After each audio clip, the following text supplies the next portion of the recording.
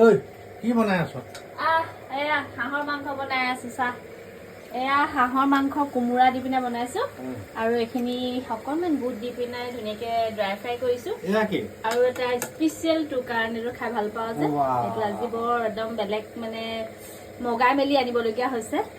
আৰু যিহেতু আজি তই আহিলি সেইকাৰণে আজি পুৰা মোৰ খানা পুৰা স্পেচিয়েল এয়া বনাই আছো। ফাইনেল হ'লে আপোনালোককো দেখাম আৰু ই আজি অহাৰ কাৰণে ধুনীয়াকৈ খানাটো বনাই আছো। বলক। ধন্যবাদ। মোৰ খানা বনোৱা হৈ গ'ল আৰু মই আপোনালোকক দেখাম মই কি বনালোঁ। আৰু এইটো স্পেচিয়েল এতিয়া চব চাফা চাফা কৰা হৈ গ'ল আৰু এতিয়া আমাৰ গীতাঞ্জলীয়ে বনাব। চা কি বনাবি? লেটা বনাম।